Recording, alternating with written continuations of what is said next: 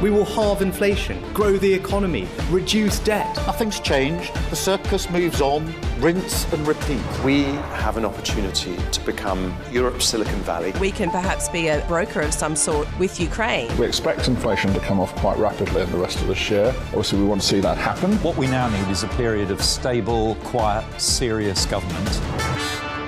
Hello, you're listening to Bloomberg UK Politics. I'm Carroll.Anchor. And I'm Stephen Carroll. Welcome to the programme. This weekend we have learned that there's no I in Labour, but there is one in Conservatives and there are two in Rishi. Yes. This as a Bloomberg analysis of social media posts from the leaders of the Conservative and Labour parties has found that Rishi Sunak was 25 times more likely to use I than his party name in his post, while Keir Starmer was twice as likely to use Labour than refer to himself in the first person. Yeah, I mean, look, I get that because it's entirely driven by the polling, surely. I sort of wondered a bit about how, what the analysis of their video performances, because that's kind of the shareable thing on social media, isn't it? And explainers that MPs and politicians seem to be most interested in. No, but look, you get that because Rishi Sunak is basically more popular, it would seem, than his Conservative Party, and that is the opposite is true for Labour. But I suppose, the parties will also argue that the Labour Party would argue also that it goes to its core values. Well, indeed. But I mean, it is a very clear indicator of political strategy at play here that while Rishi Sunak might realise that his personal brand could be stronger than the Conservatives at this stage, whereas Keir Starmer is perhaps less confident in his personal brand at this stage, at this point out from a general election. Interesting to compare, though, in the analysis from our colleagues too, that Rishi Sunak is also referring to his own party less than previous leaders, including Boris Johnson and Theresa May as well. So it is a fascinating read, actually, to break down how people are using language on social media, and as I say, perhaps revelatory of a wider political strategy too. Well, I suppose that is if you're still using X, the old Twitter. Ex-Twitter. Yeah, or, your social media platform of choice, which seems to change fairly frequently. Look, if you did take half a day off on Friday, or if you were buried in the depths of a shop over the weekend trying to sort out the last minute. We're going to say a glass of something. No, of back to school, hunting for back to school clothing. Perhaps you missed this, a raft of positive headlines about the economy when it comes to the UK. A revision of figures for 2021, which actually showed much stronger economic growth than previously thought. That means that the UK did recover to pre-pandemic levels at the end of 2021, something that we'd previously still thought was not the case. Well, joining us now to discuss our senior economy reporter, Philip Aldrick, and Bloomberg opinion columnist Marcus Ashworth as well. Phil, to you first, can you just explain the mechanics of this revision to us? What happened and who moved something on an Excel spreadsheet somewhere that we're all supposed to feel much better now? Yeah, so it's these Office for National Statistics revisions, and it's something that they do. They produce a blue book every year at about this time of year, and these where they do a backward look at data. So the data that's revised is up to the end of 2021. So it's really not particularly timely. But what it does is they've had time now to get much richer data to analyse, and that showed that there was considerably more stock building during the COVID period. So 2020 and 2021. 2021 there was a big revision, so it was mostly in 2021. So there was lots of stock building. There was basically stronger services sector as well. And so you ended up with an economy at the end of 2021 which was 1.2% bigger than at the start of the pandemic, and which compared to 0.6% bigger than the start of the pandemic, which compared to a previous estimate of 1.2% smaller.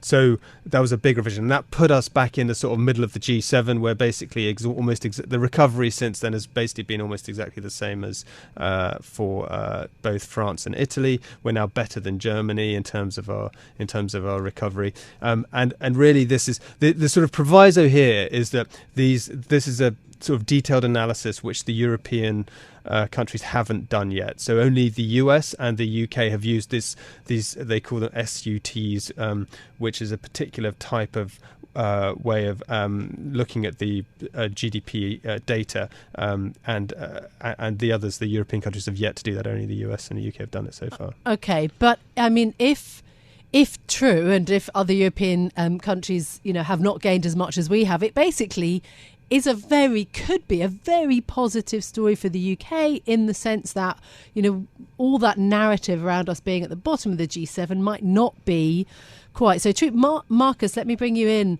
on this. A Bloomberg opinion columnist, Marcus Ashworth. I mean, this is something that you've talked about for some time. You've been much more positive about the UK's economic performance. Do you feel vindicated by this latest ONS update? Yes. I think it's a fair way to put it. I just think the commentary throughout the British media has been myopically negative, and at the same time, it brings us really down to the question of how the structure of both the Bank of England, the government, and indeed, therefore, the Office for Budget Responsibility, which everything keys off the ONS data, how we are hamstringing ourselves to such a level. You just had a look out the window, and this is the basic problem, I think, that both the Bank of England or indeed perhaps the OBR have, is that they are constrained into it was set up by George Osborne in some senses to regulate how departmental spending could be controlled by the Treasury. But this has come around to sort of tie us all up in knots. We don't know how many people left the country during the whole Brexit process, how many people have come back, how many people are coming one day to the next. And therefore, we are trying to extrapolate things like productivity, for instance, and indeed just the relatively basic gross domestic product numbers. And then we are trying to make and set budgets and rank ourselves and all sorts of crazy things. It boils back to a change in how we calculate GDP data in the UK. I believe it was sort of led by Europe, and the Eurostat have yet to apply it. We now take in both the education and health sectors in a manner which we previously haven't calculated. And quite a lot of this comes from these sectors, as clearly as Phil's mentioned, quite a lot of this is inventory build as well. So I don't take any great confidence in the future growth of UK GDP from this. And it's quite likely that other European nations will also possibly revise up their data when Eurostat gets around to it. We can't draw too many conclusions from that, but it wouldn't be a huge surprise. But it just frustrates me that we have this reliance on data from the Office for National Statistics. So I'm sure doing the very best. They recently moved away from London down to Newport a few years ago, sorry now. Whether or not that's impacted on their quality of their data collection, I don't know, but it's possible. But we are relying on looking into the rearview mirror, and that rearview mirror vision is being changed. It's not going to end well. Objects may appear closer than they are in reality, by the sounds of things. Philip Aldrick, I mean, given the parameters that Marcus has laid out there, does this actually matter? Is it sort of financial alchemy or economic alchemy, if you will, that we have this change and that we can all feel a bit better about ourselves, that perhaps the UK isn't as bad as we thought, but there are things that this actually matters for statistically? There are some things which this doesn't matter for at all. Like, so if you thinking about the fiscal position, what we have today, you can see the tax income and you can see the benefit outgoing. It makes absolutely no difference. The fact that we are a bigger economy helps explain possibly why the tax receipts have been stronger than was expected. There was lots of bleak OBR forecasts which were then revised up because things have turned out better than expected. So I guess that the fact that we have this kind of pessimistic mindset that may feed into people's behaviour, and it may feed into the OBR's forecasting mechanisms and the Bank of England's forecasting mechanisms, because they see from the historic data the rate of growth that we can cope with. But actually, what has emerged is that we were actually coping with a rate of growth which was a little bit better, certainly in 2021, and a little bit better in the revisions that had predated that as well. But so that should make you feel a little more confident in the fact that we can grow a little bit faster. It does suggest that productivity has been better than was expected as well, because we are a bigger economy, so that obviously shows that we grew per hour worked a little faster. Marcus, do you think markets are going to celebrate this? Is this, good for the UK stock market or good for the currency?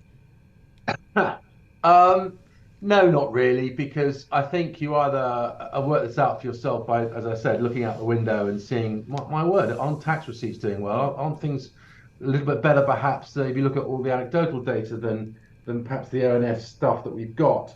And I think many people have learned to take the ONS data rightly with a heavy pinch of salt. I wish, as I said, the OBR indeed, well, they're not allowed to, but in some sense, and the Bank of England likewise are constrained by this. I wish they could be a little bit more pragmatic about how they rely on this data. But, it doesn't really matter if you look across. The fact that we're number 3 in the G7 rather than number 7 doesn't really matter, because growth across, taking out perhaps the States and partly Canada, is being really poor across most of the developed countries. And I don't think it's going to get better. So to Phil's point, I mean, yes, it affects some things, but it won't affect perhaps the important things going forward. And that means that, will this mean that the Bank of England changes its view on interest rates? Unlikely. They may feel they've got a little bit more confidence that they're not going to risk the economy going into recession by hiking one more time. But I think that's marginal. And I'm reaching here just to try and extrapolate something. As far as the government's concerned and spending plans, no, we know what, all they care about is money in and then money out. So, and how much they have to borrow off the back of it. So I don't think that affects it. Does it mean our growth is going to be better in the next year or two? No, but it may, I hope, give a level of confidence which may work its magical effects in unknown ways. Well, you talk about sort of money in and money out. There are some reports around today, Phil, that we could see a date set by the Chancellor for the next budget. So, thinking a little bit forwards, looking forwards a little bit about what we can expect then in the next few months. I mean, the government still faces, enormous difficulties in trying to steer the economy. Over the weekend, Hunt was talking about, yes, we can halve inflation, or inflation will be cut in half, 5%. He's sticking to that promise, which is obviously a key promise for Rishi Sunak. As we're at the start of the new school term, the new term, as it were, for Parliament, which begins today, and PMQs on Wednesday. What are you thinking about economically for the next few weeks? So I imagine if he's going to set an auto statement date, it's going to be the back end of November, probably. It's quite clear, obviously, they're going to delay an election for as long as possible to give the economy as long as possible to recover. So you would not expect this to be the giveaway moment. They're probably going to try and accrue as much, build up their buffers as large as possible. If there is an improvement in the economic data, and frankly, the ONS, these ONS revisions could lead to revised estimates on the growth capacity of the UK, which would have beneficial impacts for Hunt and for our deficits, etc. So if there is headroom, you would expect him to bank it, and then in the budget in March, they'd probably do this tax cut that they've been longing to do. But there'll probably be little bits and pieces around business tax relief reform, and they want to extend this the full expensing for corporation tax to encourage investment in the UK. If they can find a way to do that, they would probably do something like that. Marcus, I wonder when politicians start knocking on your door, as they're bound to do quite soon, to talk to you ahead of the next election, what are the economic issues that you'll be wanting to harangue them about as they wait in the rain on your doorstep? It will be a first, I can assure you. I think there's just a question of trying to get any form of growth. The word growth was, obviously the featured part of the rather unpleasant experience we had with Liz Truss, but it hasn't gone away as a key dynamic for clearly what the Labour Party's agenda is going to be is to try and move away from, they mentioned wealth taxes over the weekend as well, a very fundamental thing that they're trying to steer away from taxing the economy more than it already is at sort of the largest being post-war, to try and get growth. And I think that's, whether it be a big property boom, building boom, or whatever other things we'll find out through the conference season, because we're going to start seeing not just the Conservative, future plans if there are any, but Labour clearly setting out much more of a very thin offering as far as what they would do policy wise. So in that sense, this is a welcome change, but it doesn't take away from the fundamental problem that there is lack of growth in the UK economy. And if you look at the forward forecast to out from several years, it's really bleak. Reading it doesn't show a sense of us getting over this inflation shock and then getting back to a much more normal, lowish inflation and growing economy that we would want to see. So I think that is going to be, how we can actually get a growth agenda, I think will be by far the most important element I'll be looking to mention anyway. Okay, politicians, watch out. If you're knocking on Marcus Ashworth's door, there could be some tough questions to be asked to you. For now, Bloomberg opinion columnist Marcus Ashworth, thank you very much. Phil, I wanted to ask you about something else as well. One of the issues in terms of spending that could be landing on the Chancellor's door is the problem of fixing the concrete issue that's emerged in schools. The Chancellor says he's going to spend whatever it takes to fix the problem. I mean, is there any scope in the public finances for being able to deal with this if it turns out to be a massive bill? I think wasn't the analysis, didn't they say they're going to spend whatever it takes from within the existing education budget? Which that's the end of the sentence that is most important. It's the there's no extra money, but we'll do whatever it takes.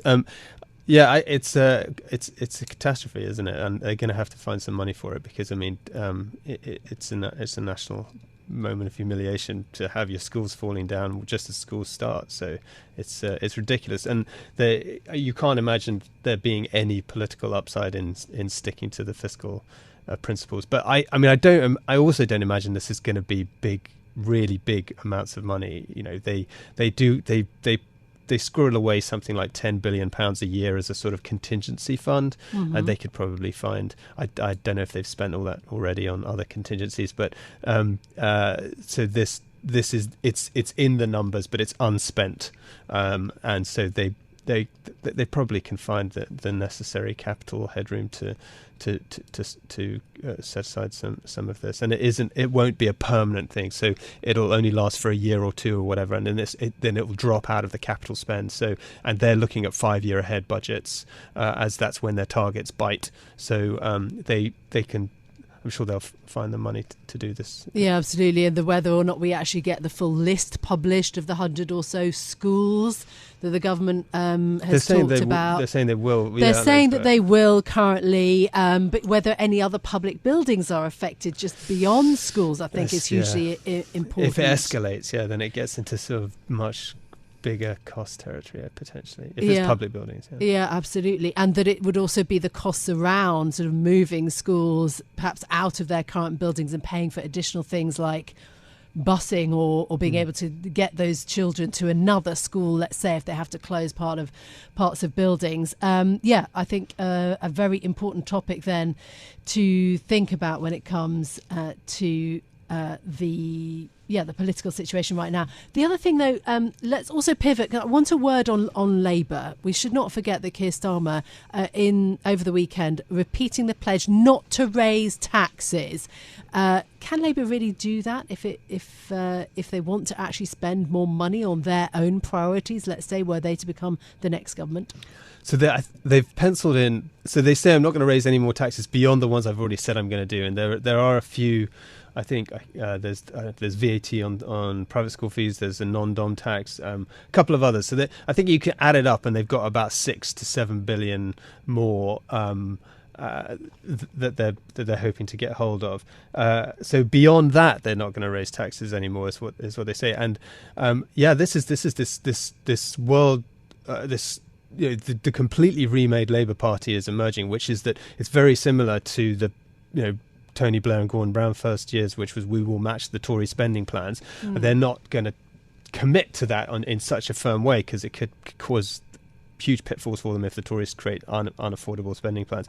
But they clearly they set out their plans on sort of tax, and they're not going to do uncosted spending, and they've set out their fiscal envelope internally. So I'm certain they will find clever ways of raising extra money. But if they're making a commitment not to raise taxes, I guess you have to take that at face value. Well, we'll have to ask you back to unpick the clever ways once we learn more about them. Philip Aldrick, our senior economy reporter, thank you very much.